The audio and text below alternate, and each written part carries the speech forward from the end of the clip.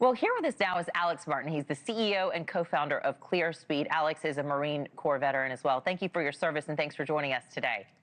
Thank you for having me. All right, so looking here at my notes, the House Oversight Committee report said that Walz and the State Attorney General Keith Ellison were aware of widespread fraud in Minnesota that led to potentially $9 billion in Medicaid-related funds or to be lost or placed at serious risk.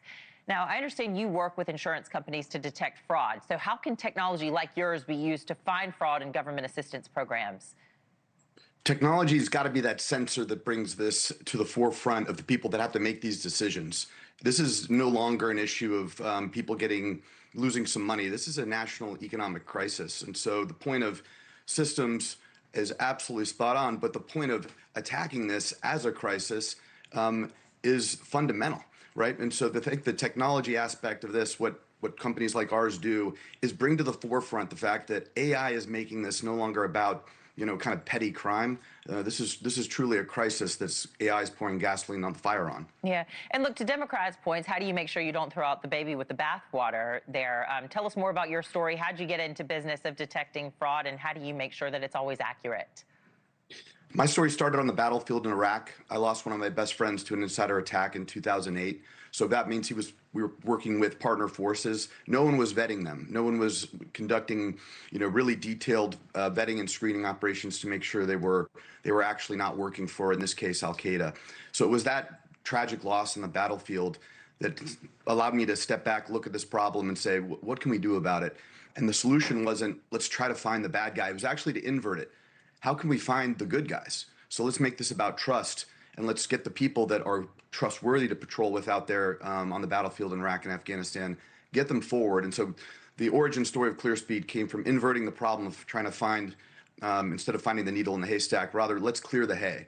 And that led us, ironically, into the insurance world. Same problem. Lots of good, trustworthy people that need to get paid, people that should receive benefits, but those people are being hampered by the fraudsters that are rampant in the system. An FBI report says that Americans face losses of almost $21 billion in AI scams and cryptocurrency. So if you can you dive a little bit deeper into how artificial intelligence has really changed the way fraud is committed, and just how bad could it get? It's bad, and it's going to get worse. The scale is going to be enormous. AI has made it incredibly easy to falsify claims, identities, even stories, and it allows you to do so at scale. And the system was not built to handle this. So specifically Medicaid, as you mentioned, it's facing organized fraud rings. It makes fake medical providers, fake billings. It's a serious issue. Yeah. And all of this is about the scale and accuracy and efficiency of the AI tools that they leverage. Yeah, and look, since you're an advocate for getting this thing taken care of, how can the laws catch up? Because you said it's bad, but it's going to get even worse. I mean, you see it all the time on social media where people are having their faces stolen, their voices stolen, the content that they're posting on their pages. Sometimes it's their livelihood. And then, when you see the fraud happening like this for taxpayer dollars to the tune of millions or billions of dollars, how can we get the laws to catch up? Yeah, it was a good advancement. 11 anti-fraud bills passed this week, several of which focus on improper payments. Pay and chase does not work anymore. So the first is acknowledgement of the problem that precedes the legislation. Fraud is too organized, it's too fast, it's too costly.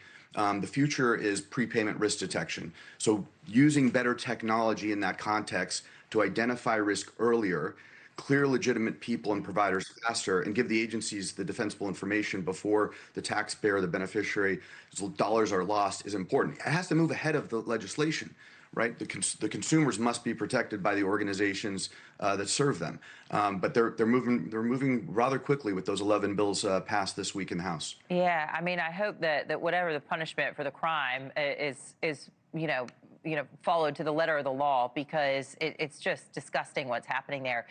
Healthcare fraud is being investigated across 50 states, all 50 states. In a recent report from the Office of the Inspector General on Medicaid fraud, control units detailed over 850 fraud convictions that resulted in $2 billion recovered.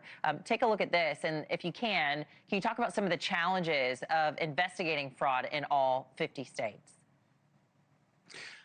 Yeah, absolutely. I mean, we just saw Ohio has a partnership with the DOJ as a good example. So it's really connecting key states with the DOJ, with the National Fraud Enforcement Division of the healthcare fraud units, for example, where we're seeing upwards of last week six convictions for $1.1 billion in fraud. And so I think these partnerships that emanate from the state are huge. You know, the numbers that you're seeing on there is actually an enforcement. That's a great tie-in to the fact that we have to remember these scammers, they're getting better, not just busier, right? We're seeing numbers not go to increase the amount of people that fraud touch, but to be more targeted. But the money that they're losing is growing, by 25% year over year. So the problem isn't just more fraud, it's actually the enforcement of the law and then the proactive prevention of technologies tied to people that make better decisions faster. So the problem is actually more successful fraud. Right. And America lost $6 billion to investment scams alone last year. Yeah, and look, the better the technology gets at committing the fraud, the more expensive it's going to get for taxpayers too to try to combat it and enforce the laws that are starting to be on the books. Alex Martin, CEO and co-founder of Clearspeed, thank you so much for joining us today.